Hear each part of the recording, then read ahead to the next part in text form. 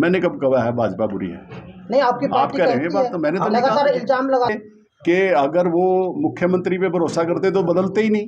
उनको भी लगा कि इनका फेलियर है और भाजपा को खतरा लगा है। जो चले गए छोड़ के, वो तो चले गए, उनका जिक्र क्यों कर रहे हो आप? तो अपने आप सैनी साहब यहाँ आएंगे, चुनाव लड़ेंगे, तो हम उनके मुकाबले में कांग्रेस पार्टी की तरफ से चुनाव लड़ने की हम पार्टी के सामने अपनी बात रखेंगे और चुनाव लड़ेंगे। खट्टर साहब के डिक्लेयर होने के बाद तो करनाल से मजबूत प्रत्याशी कांग्रेस पार्टी उतारेगी और उस पर सारा सोच विचार पार्टी की चल रही है।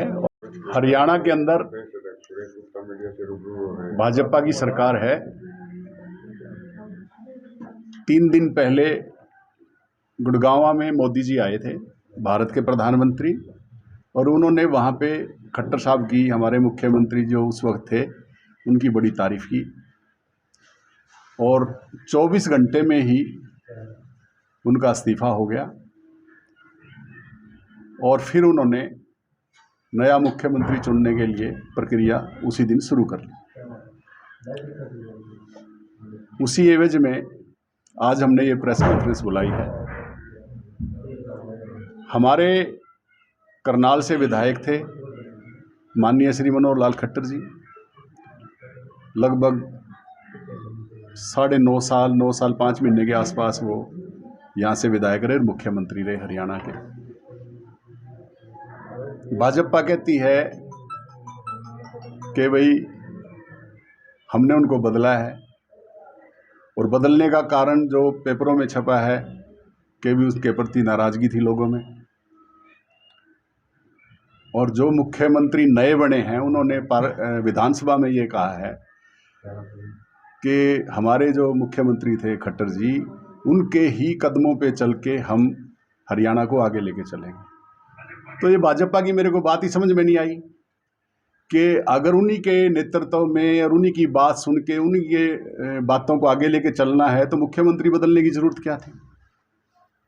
और फिर उन्होंने ये कहा कि भाई मैं इस्तीफा दे रहा हूँ विधानसभा से और अब ये सारा काम हमारे जो नए मुख्यमंत्री हैं करनाल को देखेंगे। मैं खट्टर साहब को भी और नए मुख्यमंत्री जी को कहना चाहता हूँ कि जिस जगह से आप लोकसभा के सांसद हैं, जहाँ से आप विधायक रहे हैं, आप अपना एरिया देखें। करनाल की जनता अपने एरिए को, अपनी विधानसभा को, अपने ज़िले को खुद देखेगी। क्योंकि पिछले जितना कार्यकाल मुख्यमंत्री खट्टर जी का रहा, उन्होंने कोई करनाल के अंदर विकास नहीं कराया। ये बात हम पहले भी कह चुके हैं। उन्होंने एक दिन कहा कि 2000 करोड़ रुपये हमने यहाँ खर्च किए हैं, तो हमें नहीं नज़र आए वो करनाल में 2000 करोड़ रुपये कहाँ लगे हैं। और कई बार मैंने ये कहा कि भाई ऐड दे के हरियाणा सरकार बताए कि करनाल में 2000 करोड़ रुपये कहाँ खर्च हुए हैं। करनाल की जनता को तो समझ में नहीं आती ये बात। और मैं एक बात और कहना चाहता हूँ कि जब हमारी सरकार थी हरियाणा में, तो कल्पना चावला मेडिकल कॉलेज के लिए मेरे साथियों की जो टीम है करनाल के अंदर, मेरे दोस्तों ने, मेरे जो साथी हैं, उन्होंने 3 वर्ष हर रविवार करनाल में पद यात्रा करके कल्पना चावला मेडिकल यूनिवर्सिटी की मांग की। कांग्रेस की हमारी सरकार थी, हमने उस बात के विरुद्ध जाके भी जनता की मांग उठाई और 10 साल में, 9.5 साल में खट्टर साहब से वो यूनिवर्सिटी नहीं बनी कल्पना चावला, और उसका नाम बदल के फिर उन्होंने दीनदयाल उपाध्याय यूनिवर्सिटी रख दिया। ये भी करनाल की जनता के साथ धोखा हुआ। और हमने, जब हमारा राज था, तो टिम्बर मार्केट के लोग आए हमारे पास। उस टाइम यहाँ 12% सेल टैक्स होता था, जीएसटी तो बाद में लगा है। तो उसको हमने पूरे, मतलब करनाल के मार्केट की डिमांड पर पूरे हरियाणा का जीएसटी 12 से 5% कराया। हार्डवेयर के लोग आए यहाँ के, उसका भी हमने इसी तरह टैक्स कम कराया। जूतों का भी, जूते की मार्केट में Vinod Sharma ji excise and taxation minister थे, उनके पास भी गए, हमारे पास लोग आए, उसका भी हमने जूतों का, उस समय चप्पल पे, मतलब जूते पे 300 रुपये तक के जूते पे टैक्स माफ़ कराया। करनाल की अनाज मंडी में ब्याज माफ़ कराया। वाल्मीकि चौक है, उसको बढ़ाने में हमने सहयोग किया। मतलब मैं ये बातें इसलिए बता रहा हूँ कि जब हम साधारण कार्यकर्ता कांग्रेस के रहे, हमने अपने लेवल पे जितना काम हुआ उतना किया, और कुछ बच्चे हमने नौकरी भी लगवाए। हमने अपनी तरफ से पूरी कोशिश की कि करनाल की सेवा करने में, काम करने में हम कहीं पीछे नहीं हटें। अगर बाई इलेक्शन आता है, जैसे इन्होंने 2 दिन से ये कह रखा है, अब खट्टर साहब ने तो कहा ही है, ऑन रिकॉर्ड है वहाँ असेंबली के अंदर, तो हो सकता है उपचुनाव हो और हो सकता है अगस्त सितंबर में ही चुनाव हो। हमारी पूरी तैयारी है और अगर सैनी साहब यहाँ आएंगे, चुनाव लड़ेंगे, तो हम उनके मुकाबले में कांग्रेस पार्टी की तरफ से चुनाव लड़ने की हम पार्टी के सामने अपनी बात रखेंगे और चुनाव लड़ेंगे। सर कौन सा चुनाव लड़ेंगे, लोकसभा का विधानसभा? नहीं, मैं विधानसभा की बात कर रहा हूँ। लोकसभा के लिए तो मैं यही बात कहना चाहता हूँ कि खट्टर साहब जो चुनाव लड़ रहे हैं लोकसभा का, तो अगर उनको ये लगता था कि इतने काम किए हैं तो फिर तो मुख्यमंत्री रहना ही ठीक था। अब करनाल की जनता उनको लोकसभा में भी क्यों भेजेगी? करनाल की जनता का तो उन पे विश्वास नहीं है। गुप्ता जी अगर बात करें तो बीजेपी ने तो अपने योद्धा चुनावी दंगल में उतार दिए हैं। कांग्रेस की इस बात के इंतजार में आज तक एक भी लिस्ट जारी नहीं है। कांग्रेस किसी चीज़ के इंतजार में नहीं, सब जिन लोगों ने अप्लाई कर रखा है उसका बाकायदा सबसे बात हुई है और जो हमारी स्क्रीनिंग कमेटी है उससे मिले हैं लोग। हमारे जो नेता हैं कुमारी शैलजा जी, हमारे नेता रणदीप सुरजेवाला जी, भूपेंद्र हुड्डा जी, सबसे लोग मिल रहे हैं जिनका चुनाव लड़ने का मन है। इसमें तो सबकी इच्छा जिसकी भी है। और मैं अब समझता हूं कि खट्टर साहब के डिक्लेयर होने के बाद तो करनाल से मजबूत प्रत्याशी कांग्रेस पार्टी उतारेगी और उस पर सारा सोच विचार पार्टी की चल रही है और बहुत अच्छा रिजल्ट जो है आने वाले समय में हरियाणा के अंदर कांग्रेस पार्टी लेके कौन सा चेहरा हो सकता है? खट्टर जी ने काम नहीं किए, आप तो कोई भी कैंडिडेट उतारेंगे तो जीत भी सकते हो। तो इसमें क्या शक है? किसी को नहीं उतारेंगे, किसी को नहीं। अच्छे देखिए, जब खट्टर साहब खुद उतरे हैं और बीजेपी ने भी सिलेक्ट किया उनको, नहीं तो संजय भाटिया जी का मतलब क्यों हटाना था फिर, अगर वो भी अच्छे थे तो। कांग्रेस की तरफ तो जब वो सिलेक्शन कर रहे तो हम भी सिलेक्शन करेंगे। इतने ही काम किए थे। एक समय में आपने अभी कहा कि हमने करनाल की जनता की सेवा की, पद यात्रा निकाली और कई टैक्स माफ करवाए। 2014 से लेके अब तक करनाल की जनता फिर कांग्रेस पार्टी को नकार क्यों देती है? नकार कहाँ रही है? अब सत्ता, अब कांग्रेस की सीट आपके पास। देखिए, मतलब मैं एक बात कह रहा हूँ आपको कि यहाँ 2014 में रोहतक से चल के माननीय मनोहर लाल खट्टर जी आए, विधानसभा का चुनाव लड़ा, करनाल की जनता ने उन पर भरोसा किया। उन्होंने लगा कि एक नहीं, सुनिए देखिए, हर आदमी अपनी अपनी जगह पे होता है। मतलब जो आदमी नया आता है, कई बार ये चाह होता है कि पता नहीं कितना काम करेगा, तो करनाल की जनता ने उन पर भरोसा किया और भरोसा किया तो उनको वोट दिया और वोट दिया गया तो चुनाव जीते और मुख्यमंत्री बने। ये फैसला तो उनकी पार्टी का है। और कांग्रेस ने मतलब जब अगला चुनाव लड़ा तो कांग्रेस पार्टी ने चुनाव लड़ा बढ़िया ढंग से। अगला चुनाव के टाइम तो जो मौजूदा जो विधायक थे वो ही जो है करनाल छोड़कर ही चले गए थे। तो करनाल छोड़ के चले गए तो फिर उनको कौन मना कर रहा है? जो चले गए छोड़ के, वो तो चले गए, उनका जिक्र क्यों कर रहे हो? तो अपने आप सीट तो अपने आप ही बीजेपी के खाते में अपने नहीं, हम लड़ेंगे, हम लड़ेंगे भाई, हमारे साथी रोजाना काम करते हैं। सेवा की है तो सेवा का मतलब ही यही है भाई। सेवा करने का मतलब ये है कि जब लोग जनता के बीच में, अब हम 2 साल से हमारे साथी सारे पैदल यात्रा कर रहे हैं शहर में। हमने 60% मतलब जो है ना पुराना शहर तो हमने मेरे ख्याल में 100% कर दिया। डोर टू डोर एजेंडे थे उसके अंदर, यात्रा के अंदर क्या एजेंडे? एजेंडा हमारा एजेंडा ये है कि भाई हम 300 यूनिट बिजली माफ़ करेंगे, 500 रुपये का गैस का सिलेंडर देंगे, 6000 रुपये पेंशन देंगे।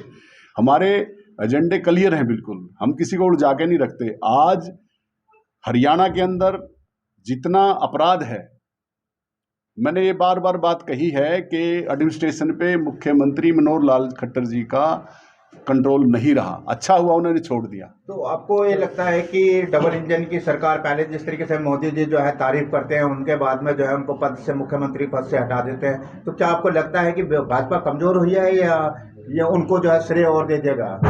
नहीं, ये बात आप मान ही लीजिए कि अगर वो मुख्यमंत्री पे भरोसा करते तो बदलते ही नहीं।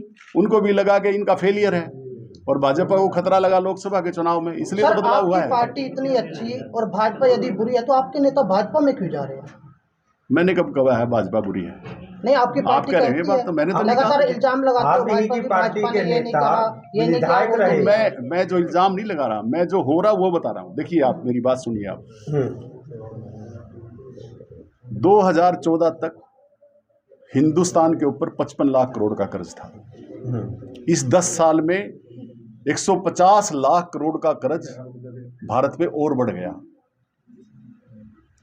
जो काम 67 साल में तो हिंदुस्तान के जितने प्रधानमंत्री आए उन्होंने 55 लाख करोड़ का कर्ज लिया, और आदरणीय नरेंद्र मोदी जी ने और खट्टर जी उनके साथी रहे हैं तो 150 लाख करोड़ का कर्ज लिया।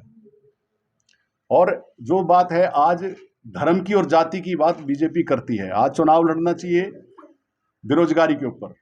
आज हिंदुस्तान का युवा बेरोजगार है और हरियाणा के अंदर तो 34% तक चली गई थी बेरोजगारी। सर युवा बेरोजगार कहाँ है? विदेशों तक नौकरियां दी है। किसने दी है? हरियाणा सरकार विदेशों में जाके नौकरी। नहीं, यहाँ तो सरकारी पद जो खाली हैं उसमें भी नौकरियां नहीं मिल रही। आपको एक बात बता दूं, 30 लाख, एक मिनट भाई, एक मिनट, 30 लाख नौकरियां हिंदुस्तान के अंदर खाली पड़ी हैं, और SC और BC का तो बैकलॉग सरकार ने कभी पूरा ही नहीं किया। गुप्ता जी, आप चुनाव में जीत के दावा कर रहे हैं, कांग्रेस जीतेगी। फिलहाल में ही जिलेराम शर्मा बीजेपी को ज्वाइन किया और सांसद संजय भाटिया ने मंच के माध्यम से कहा कि पिछले चुनाव में जिलेराम शर्मा ने मेरी सपोर्ट की है, तो इसलिए तो चले गए फिर बीजेपी में। इसमें बुरी बात क्या है? उनका मन वहां लगता है वहां चले जाओ। तो इस बार ऐसा नहीं होगा कि कांग्रेस कोई बीजेपी को सपोर्ट करेगा? भाई ये तो आप ज्यादा बता सकते हो क्योंकि आपसे ज्यादा संपर्क है लोगों का। अगर हो तो हमें भी बता देना। हरियाणा की राजनीति में कांग्रेस किस अपने आप को किस तरीके से मजबूत समझिए, क्या कहना चाहेंगे आप? हरियाणा की जनता आज त्राहिमाम कर रही है। भाजपा की सरकार से जो युवा पीढ़ी है वो दुखी है। पेपर लीक हुए हैं 30 से ऊपर, और मतलब दूसरा बेरोजगारी के साथ साथ अपराध कितना है, नशाखोरी कितनी है, और जो बेरोजगारी है उससे ही नशाखोरी और अपराध बढ़ता है। और जिस तरह मैं आज करनाल में बात करूं, नगर निगम की ये जो हमारे दुकानदार भाई किराए पे बैठे हैं, हमने उनसे वादा करा है। मुख्यमंत्री जी कहते रहे उनको कि भाई ये दुकानें हम आपके नाम कराएंगे, रजिस्ट्री कराएंगे, नहीं करी। हम करेंगे ना ये काम, जो काम बाकी हैं, पेंडिंग है, जो उन्होंने नहीं किए, हम करनाल का विकास करेंगे। ये जिम्मेवारी से हम अपनी बात करें। गुप्ता जी आला आदेश करते हैं मुख्यमंत्री के जितनी जिम्मेवारी मिलेगी उतना काम होगा। जब मैं यहाँ से MLA का चुनाव लड़ूंगा और बनूंगा तो फिर यहाँ की मेरी जिम्मेवारी सबसे ज्यादा है। तो हरियाणा से उपचुनाव में लड़ेंगे आप? हाँ, क्यों नहीं लड़ूंगा? मुख्यमंत्री के सामने अगर पार्टी मुझे मौका देगी तो 100% लड़ूंगा। ये सारे वादे JJP ने किए थे। JJP ने जब गठबंधन हुआ तो फिर अब JJP की धारा अलग है। अब उनको जब रात को छोड़ा तो उनको खुद ही नहीं पता था कहाँ जा रहे हैं, और जिसने जो हटा उसको भी नहीं पता था हम कहाँ जा रहे हैं। जनता इतनी परेशान है तो भाजपा सत्ता में कैसे आ जाती है बार बार? तो आपको एक मिनट भाई, भाजपा सत्ता में इसलिए आती है कि वो धर्म की और जाति की राजनीति करती है। मतलब जिस भगवान श्री राम ने 14 साल का वनवास लिया, एक जिस मतलब वशिष्ठ जी ने कहा कि परसों या जो भी तारीख थी कि आपका राज तिलक होगा, और उनके माता पिता ने उनको जब कहा तो वो 14 साल के वनवास में चले गए। ठीक है, और ये राम का नाम लेके राज चाहते हैं भाजपा वाले। इनकी सोच देखो ना क्या है। राम का नाम तो हम भी लेते हैं। हिंदुस्तान में कौन आदमी है जो राम का नाम नहीं लेता? मैं कहता हूं कि बहुमत में 80-90% लोग राम का नाम लेते हैं और सबकी आस्था है। और भगवान श्री राम तो एक बात पे वनवास चले गए और ये कहते हैं हमें राज चाहिए उनके नाम। गुप्ता जी, आपने कहा कि मुझे पार्टी ने मौका दिया तो मैं करनाल से चुनाव भी लड़ूंगा, लेकिन कहा यह जाता है कि जो सरकार होती है चुनाव वही जीतती है। कहाँ तक ठीक है? सरकार तो अभी तो चुनाव आ रही है बड़ौदा में, अभी तो चुनाव हुआ था, आपके सामने की बात है। तो अब वहाँ आ रही थी अभी इलाहाबाद में। सरकार कहाँ जीतती है आप देख लो। मैं झूठ बोल रहा हूँ तो आपके सामने का रिजल्ट है। गुप्ता जी, मैं चुनाव जीतूंगा करनाल से, पार्टी ने अगर मौका दिया, ऐसा कौन सा आपके पास एजेंडा है जिससे कि लोगों के दिलों पे एकदम राज हो जाएगा? तो संगठन अभी बना देखिए, संगठन ही है ये। देखो ये इतने साथी बैठे हैं मेरे, ये देखो कितने साथी बैठे हैं।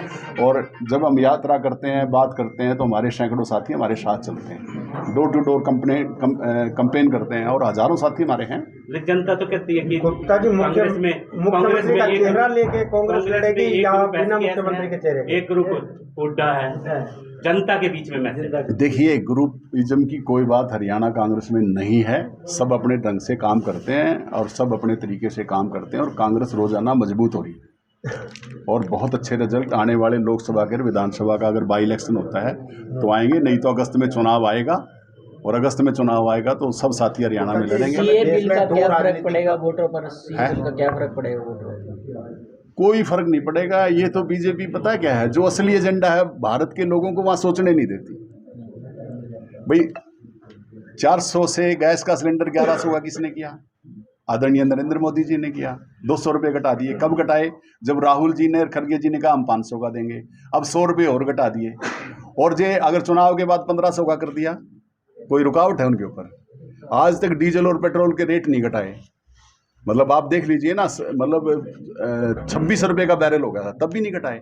गुप्ता जी, यानी कि कहीं ना कहीं आशंका है, जैसा कि अभी आपने कहा कि चुनाव के बाद अगर उन्होंने 1500 सिलेंडर कर दिया तो कहीं ना कहीं आशंका है कि चुनाव के बाद बीजेपी दोबारा सत्ता में आएगी। नहीं, मैंने ये शंका नहीं है। मैं ये कह रहा हूँ अगर उनको लोगों ने मौका दिया तो 1500 का भी सिलेंडर हो सकता है। जी, देश के अंदर अभी राहुल गांधी जी ने राहुल गांधी जी ने ये कहा है कि अगर हमारी सत्ता आई तो सत्ता संभालते ही 30 लाख लोगों को रोजगार दिया जाएगा, और दूसरी तरफ विकास और न्याय की बात करिए ही राजनीति करती है और जाति की करती है। और राहुल गांधी जी ने जो कहा है, उन्होंने कहा कि भारत की गरीब महिलाओं को साल में 1 लाख रुपया देंगे। हमारे वादे 500 रुपये का गैस का सिलेंडर देंगे, युवाओं के रोजगार के साधन जुटाएंगे। ये बात जो राहुल जी ने कही है और खड़गे जी ने कही है, कांग्रेस का एजेंडा क्लियर है। गुप्ता जी, कल